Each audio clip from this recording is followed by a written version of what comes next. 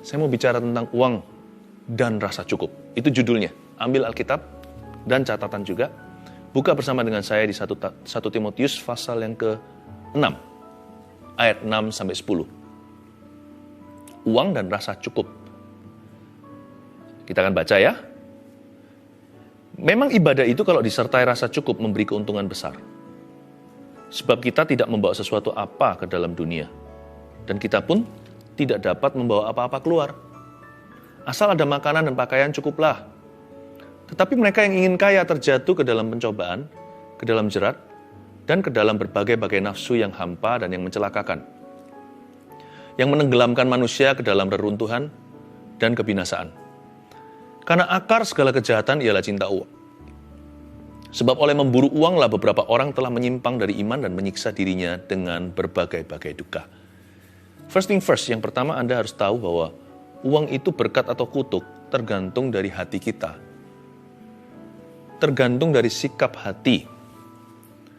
Dan uang ini penting sekali. Kalau tadi kita baca, di ayat-ayat terakhir yang kita baca tadi, kalau akar segala kejahatan ialah cinta akan uang, berarti kita nggak bisa cinta sama Tuhan kalau nggak sampai dimuridkan ke akar-akarnya. Money is very close to human life. Uang itu adalah nilai tukar dan sangat dekat dengan kehidupan kita. Kalau mau ikut Yesus, harus dimuridkan segala-galanya, termasuk kehidupan keuangannya. Jadi kita bisa bilang kita orang Kristen, kalau keuangan tidak beres di mata Tuhan, kalau kita tidak benar soal mamon yang tidak jujur, maka iman kita adalah tanpa perbuatan. Iman itu adalah mati. Iman seseorang bisa gagah perkasa, tapi kalau keuangannya kebocoran di mana-mana, saya bukan bicara tentang kegagalan bisnis, saya bicara tentang ketidakjujuran. Kalau kita soal money gak benar, berarti kita bukan orang benar. Karena uang itu sangat mengakar. Cinta akan uang itu akar segala kejahatan. Uang itu mampu begitu berakar dalam hati seseorang, membuat dia salah di hadapan Tuhan. Dalam satu hal ini saya tidak mau salahi Tuhan atau salahi siapa-siapa. Saya dan keluarga saya punya prinsip kehidupan. Pokoknya soal uang, soal money, soal duit harus beres di mata Tuhan. Karena itu ayat ini sangat perlu. Karena hari-hari ini kita bukan hanya dilanda pandemi atau sakit tubuh. Ekonomi itu sangat dekat dengan setiap keluarga. Very close to every family. Mari kita serahkan ini kepada Tuhan juga. Dimulai dengan ayat 6. Firman Tuhan hari ini, memang ibadah itu kalau disertai rasa cukup, memberi keuntungan besar. Kata rasa cukup di situ dalam bahasa Yunaninya Anda bisa tulis sih, FYI. For your information aja, untuk nambah-nambahin pengetahuan ya. Rasa cukup di situ dalam bahasa Inggrisnya kan content. Disertai contentment. Tapi dalam bahasa Yunaninya autarkeia. A-U-T-A-R-K-E-I-A. Saya ulang lagi ya, siapa tahu ada yang mau catat. A-U-T-A-R-K-E-I-A. Autarkeia, yang artinya kepuasan batiniah. Yang tidak ada hubungannya dengan barang atau benda di luar sana.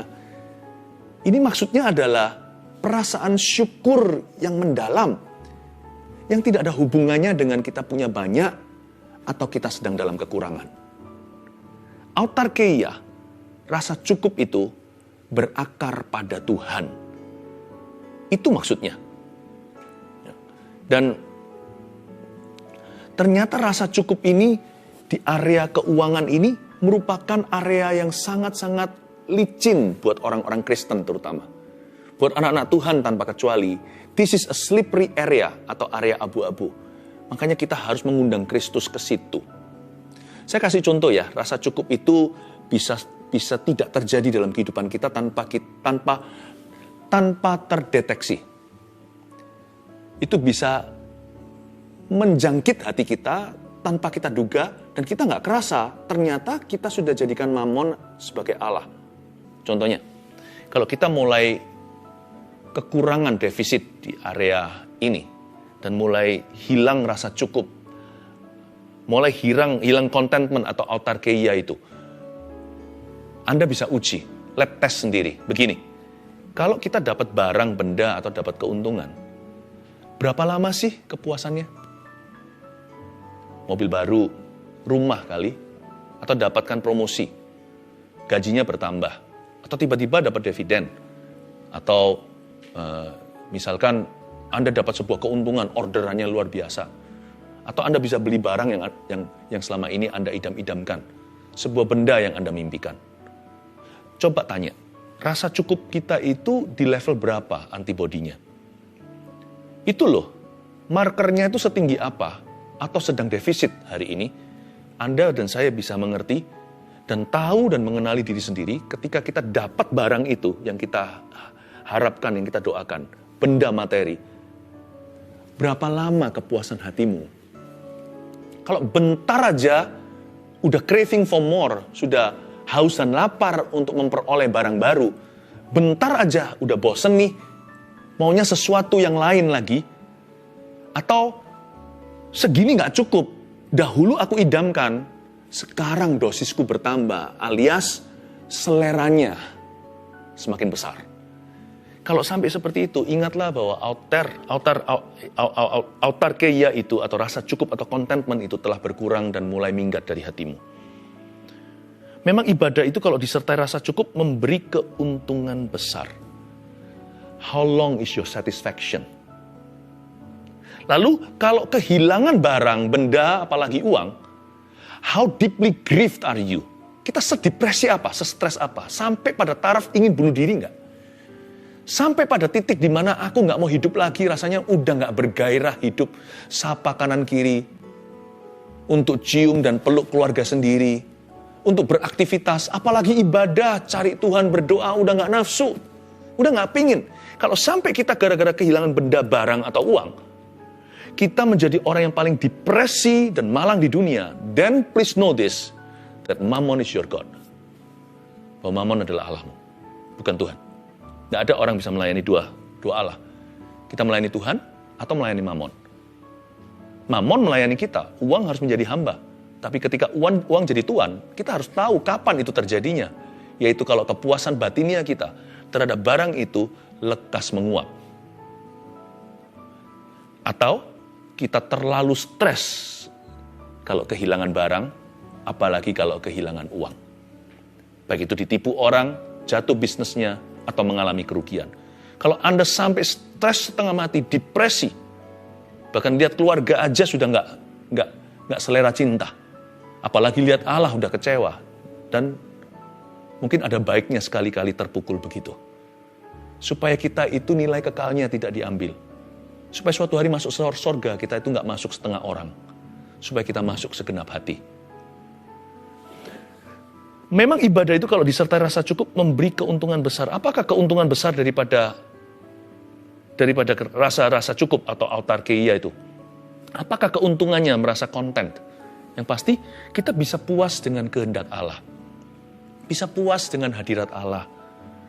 Bisa puas sama manusia, itu loh keuntungannya. Tenang hatinya. Orang yang tidak menaruh harapnya pada harta, tapi ibadahnya itu disertai rasa cukup. Imannya sama Tuhan itu tidak bergantung pada possession atau apa yang dia miliki hari ini. Karena konten rasa cukup itu adalah kepuasan batinia, tidak berkenaan dengan barang dan benda, termasuk uang. Tidak ada hubungannya dengan harta. Ada sebuah dunia tersendiri di dalam sini yang dipenuhi dengan syukur dan dipenuhi dengan perspektif ilahi bahwa hidupku tidak bergantung seberapa banyak hartaku. Kalau kita bisa punya dunia seperti ini di dalam diri kita oleh kuat kuasa Roh Kudus dan firman Allah yang bercokol di dalam jiwa kita, akan ada keuntungan besar. Keuntungan yang non-materi. Belum lagi awet muda orang yang begini. Tenang hatinya. Hatinya tidak ada craving, tidak ada suatu kecanduan untuk memiliki lebih. Orang itu tenang di dalam hati. Keuntungan besar apa? Orang itu bisa puas sama kehendak Allah. Dia bisa berkata dengan entengnya, Tuhan, sekalipun aku punya masalah, biar kehendakmu yang jadi, bukan kehendakku. Orang begini disetir Yesus. Dia nggak ngotot pegang setirnya sendiri. Orang begini akan mengalami penyertaan Tuhan. Sekalipun dia dalam problema ya. Tetapi dia nggak berlebihan. Karena dia tahu status identitasnya nggak di situ. Orang seperti ini gampang menerima pertolongan. Karena dia nggak akan lihat pada lubang donatnya, dia tidak akan lihat pada stresnya. Tapi dia akan mudah sekali untuk menyerahkan segalanya kepada Tuhan. Orang seperti ini keuntungannya besar. Dia bisa puas dalam hadirat Allah. Sebab kita tidak membawa sesuatu apa ke dalam dunia, kata ayat 7. Dan kita pun tidak dapat membawa apa-apa keluar. Rasa cukup itu lebih mudah terjadi di hati seseorang yang tahu pewahyuan firman, bahwa dunia ini bukanlah rumah permanennya. Orang yang percaya bahwa sorga itu nyata, bukan sorga yang di bawah telapak kaki ibu seperti pepatah bahasa Indonesia. Kalau kita baca Alkitab, kita tahu ternyata sorga itu bukan rekayasa atau ide manusia. Sorga itu tempat nyata, dan Yesus mengatakannya, Yohanes 14 contohnya, aku pergi ke sana untuk menyediakan tempat bagimu, di rumah Bapakku ada banyak tempat tinggal. Kalau kita tahu bahwa sorga itu ada, lebih gampang gitu. Sebab orang yang tanpa Tuhan, orang yang tidak punya iman, orang yang tidak punya visi kehidupan yang kekal, orang begitu lebih susah. Dia mau pol-polkan, mau gas secara maksimal, dia mau senangkan segala sesuatu, pum-pum masih ada di dalam tubuh. Karena dia nggak tahu ada kehidupan setelah kematian. Jadi dia rasa hidup ini sementara, hidup ini sebentar. Hanya materi yang bisa memuaskan saya. Saya harus gas kencang-kencang, harus nikmati segala perkara. Semakin dia lakukan itu, semakin kering rohnya. Semakin dia demikian, semakin hampa hatinya. Sebab Anda harus tahu, di dalam auterkeia, di dalam jiwamu, rasa cukup itu hanya bisa diisi dengan perkara-perkara yang kekal. Dengan perkara-perkara yang rohani. Dengan hubungan. Malahan, hal-hal yang memuaskan hati manusia yang paling memuaskannya. Itu bukan benda, barang, uang, tapi orang. Anda akan terkejut. Anda bisa punya begitu banyak duit. Makan sendirian coba. Kalau nggak percaya, Anda bisa jadi konglomerat tapi di dalam penjara. Anda juga nggak happy, nggak bahagia. Nggak harus penjara beneran. Coba sekarang, berapa banyak orang punya rumah besar, punya rumah mewah, karantina masa corona. Nggak boleh keluar rumah berbulan-bulan. Happy nggak? Rumah Anda diselaputi emas. Anda bisa beli apapun juga kan ada delivery. Anda bisa nonton TV, TV-nya kalau segitu kan di rumah terus nih. Gedein sekalian. Setembok besarnya. Are you happy? No. Then you know. Kalau fellowship atau bersekutu dengan sesama itu yang membahagiakan, ternyata itu for free. If you're nice to people, kalau kita itu bisa kind to people, baik terhadap orang lain, dunia kita penuh warna. Ternyata autarkeia, rasa content atau rasa cukup itu tidak berhubungan dengan possession atau materi. Amazing ya, ayat ini pewahyuan. Pewahyuan bagi orang miskin maupun bagi orang kaya. Sebab setiap orang miskin maupun orang kaya selalu ingin lebih kaya. Dan ini bukan ayat pesimis, ini justru memberikan pada kita prioritas. Nah, kalau kita punya prioritas sudah benar, berkat mudah mengalir. Ini yang disebut cari dulu kerajaan Allah dan kebenarannya. Makanya biarkan Yesus memuridkan kehidupan keuangan Anda, supaya nanti uang bisa mengalir dalam hidupmu. Karena uang bukan lagi jadi berhala. Tapi bukan uang yang membuat kita rasa cukup. Hari ini saya sedang membahas dengan Anda autarkeia. Saya sedang membahas rasa cukup itu yang sesungguhnya, yang sejati ternyata, bukan pada benda dan barang. Karena kita tahu bahwa kita nggak membawa sesuatu apa-apa ke dalam dunia. Dan kita pun tidak dapat membawa apa-apa keluar. Ayat 7 tadi. Ayat 8 sekarang. Asal ada makanan dan pakaian cukuplah. Apakah ayat 8 mengajarkan kita untuk malas dan tidak berusaha? Oh tidak. Asal ada makanan dan pakaian cukuplah ini bukan ayat pesimis. Tapi ini adalah sebuah himbauan, bukan himbauan, sebuah perintah firman Tuhan. To slow down the craze. Untuk memperlamban kegilaan dunia. Kegilaan dunia, jangan lihat dunia. Itu ada di dalam hati setiap manusia yang tidak dipenuhi dengan roh Allah. Kita juga bisa kembali begitu loh. Kalau kita hari ini defisit firman Allah. The grace, begini maksud saya. Dulu, hal-hal tertentu sudah bisa memuaskanmu. Sekarang, dosisnya meningkat. Udah nggak cukup segitu. Dulu kalau kita bisa untung 1.000, kita senangnya setengah mati. Asal bisa untung gitulah.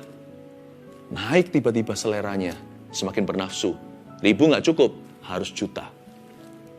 Setelah juta, sekian juta, pertama kali pegang juta itu rasanya, wah, berbunga-bunga, berbinar-binar. Sekarang, baru berapa tahun? Rasanya itu apa artinya? Dahulu memuaskanmu, sekarang itu tidak berarti sama sekali. Harus miliar. Miliar pun 1 digit, miliarnya berdijit-dijit. Miliarnya dengan nolnya banyak di belakang, baru bisa memuaskan Anda. Setelah itu, naik lagi dosisnya. Lama-lama Anda pikir, apa lagi yang bisa saya beli? Hampa, hampa, hampa. Ayat ini bukan bicara bahwa kita pesimis aja, minimalis. Nggak usah sukses nih. Enggak loh ya. Ini bukan poverty mentality. Ayat 8 tidak mengajarkan pada kita mentalitas kemiskinan. Karena kita tahu baik Abraham, Ishak maupun Yakub, tiga-tiganya, cikal bakal iman kita itu orang-orang yang sukses. Bukan karena main curang, mereka sukses karena mengelola, karena prioritas mereka benar. Abraham itu loh, Ishak aja, putra mahkota, jangankan perusahaannya, diserahkan ke Tuhan. Makanya Tuhan berkata, aku akan menjadikan keturunanmu berkat. Aku akan memberkati siapa yang memberkati kamu, aku akan mengutuki siapa yang mengutuki kamu. Ishak, dia nggak jadi anak mama. Sendok emas papa yang disuapkan ke mulutnya. Dia cari bagian divisi. Sumur-sumur Abraham yang sudah mati, digali lagi, diusahakan, dia jadi juragan air di padang gurun. Karena itu Ishak menuai 100 kali lipat, kata firman Tuhan di perjanjian lama. Yakub bagaimana? Dia sampai hitam gosong kulitnya. Karena dia turun ke lapangan, tidak jadi anak bos, menang-menang anak Abraham, cucunya.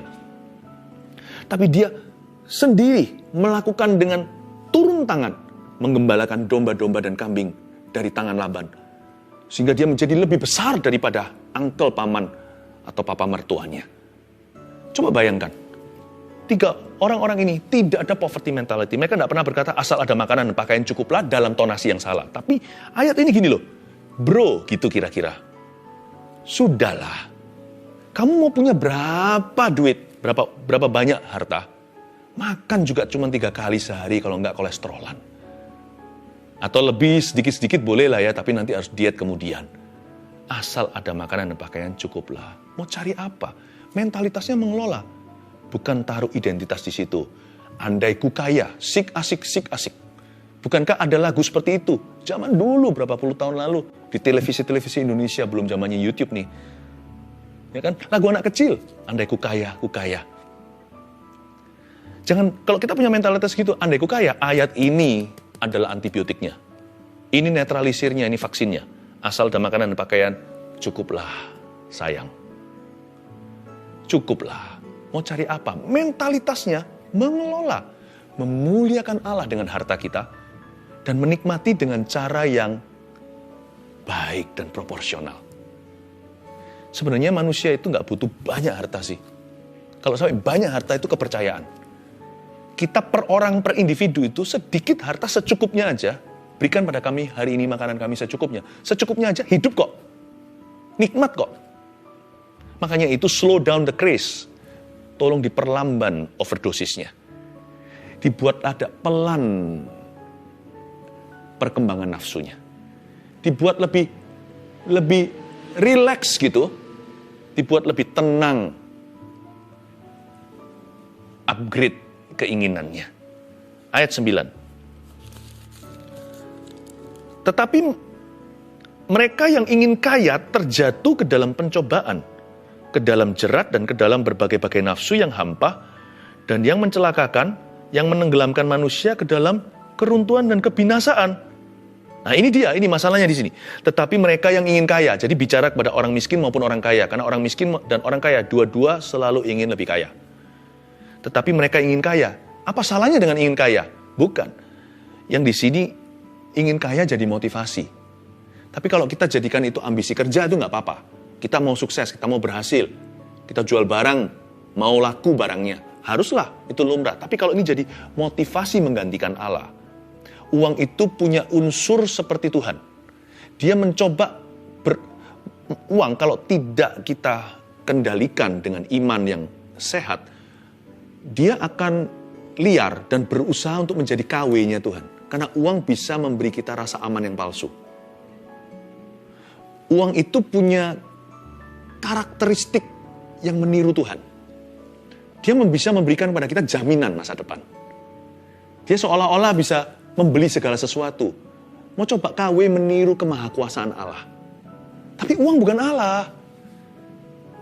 Itulah sebabnya yang ingin kaya ini di dunia motivasi. Nah ini salah, menggantikan Allah. Tapi kalau itu jadi visi kerja kita supaya kita berhasil dan sukses, it's okay sih.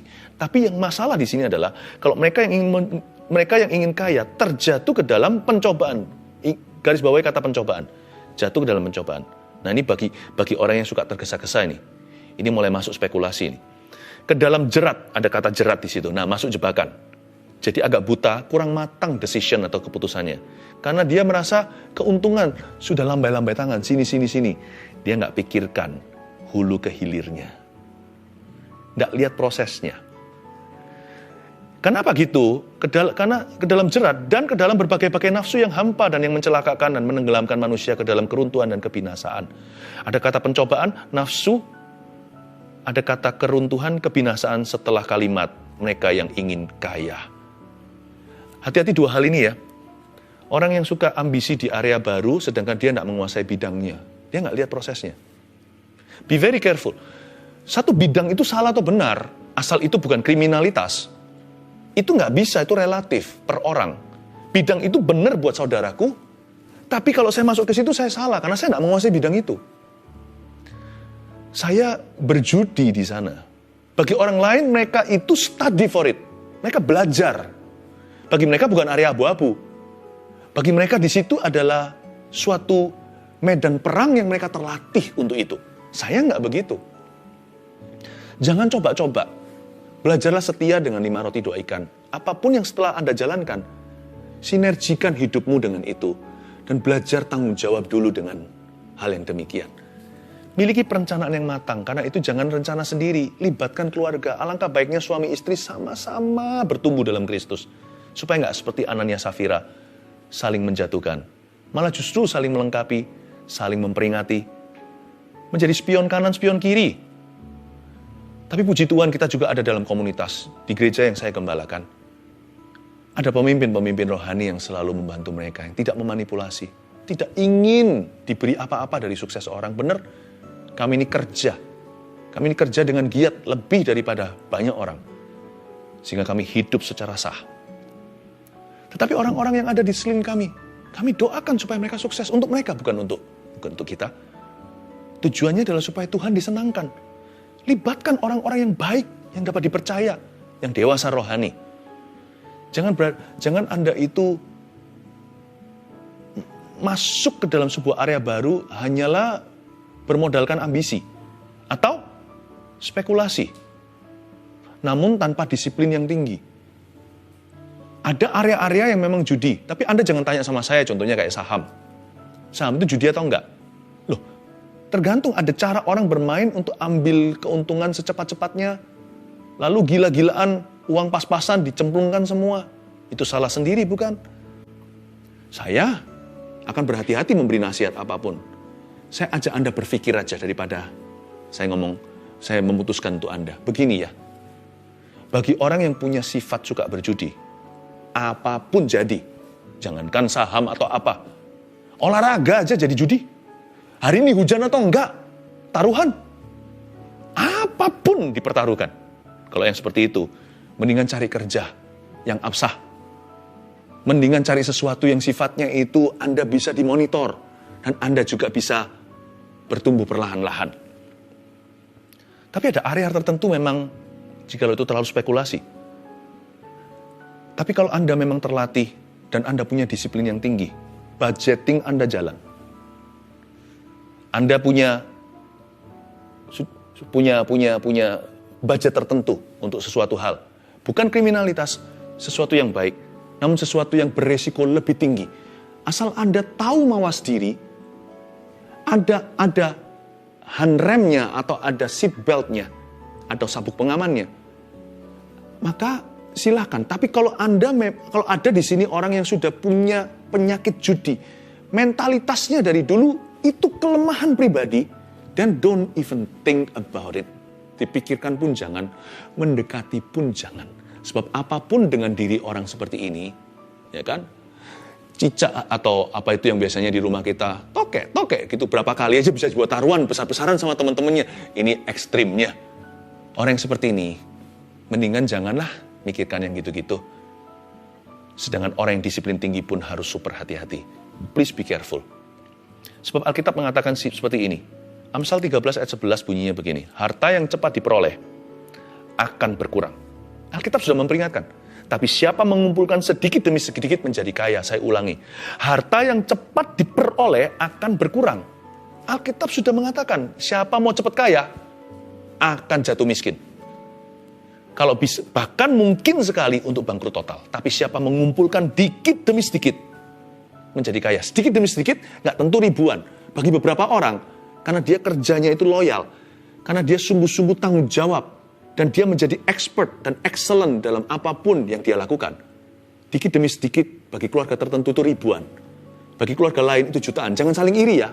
Porsinya beda-beda 1, 2, 5 talenta. Bagi keluarga tertentu lainnya, itu miliaran sedikit demi sedikit. Orang yang miliaran, penghasilannya juga bisa berpikir, aku mau langsung triliunan. Karena manusia selalu mau mendaki gunung yang mereka tidak punya. Tapi Alkitab berkata, masuklah dalam proses. Masuk dalam proses. Apapun juga itu ada budgetnya dan harus ada prosesnya. Hulu hilir dari ujung ke ujung satunya. Anda harus lihat prosesnya. Dikit demi sedikit itu bisa ribu, juta, atau miliar.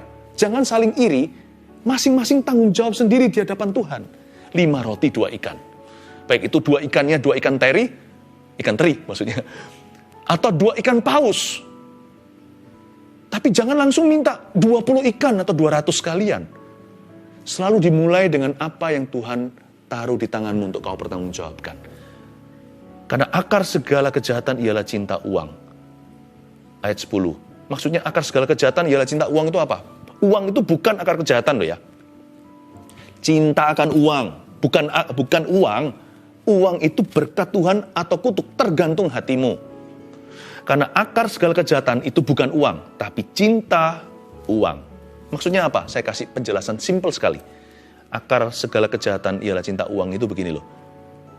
Demi uang ya, tiada dosa yang mustahil di dunia ini. Kira-kira gitulah bahasa saya untuk menjelaskan ini. Makanya itu, for money, people will do anything. Itu yang saya sebut kegilaan yang terjadi di dalam batin manusia yang hampa. Isilah, Bapak Ibu Saudara jemaat yang terkasih, isilah dengan autarkeia, rasa konten dalam Yesus atau perasaan cukup dalam Tuhan. Karena itu saya kasih 3 poin sederhana untuk Anda mulai dengan ini. Amsal 13:11 tadi jangan lupa ya. Harta yang diperoleh cepat-cepat berkurang, tapi yang dikumpulkan dikit-dikit menjadi kekayaan. Karena itu tulis ini. Yang pertama, taruhlah percaya pada Tuhan dan bukan pada harta. Saya kasih kata-kata hikmat. Saya rasa di saat teduh kali ini banyak the words of wisdom. Banyak kata-kata hikmat. Taruhlah percaya pada Tuhan dan bukan pada harta. Alkitab jelas-jelas berkata, seberapa banyak pun hartamu, hidupmu tidak bergantung sama itu loh. Ada apa-apa terjadi, Anda hanya bisa beli ekstra oksigen tank. Nggak bisa nambah nyawa. Apalagi nambah sahasta hidupmu nggak bisa. Ya, taruhlah percaya pada Tuhan, bukan pada harta. Jadi, janganlah kita itu ingin segera menjadi kaya. Oleh karena itu nomor 2, tabunglah pelan-pelan dan jangan serakah.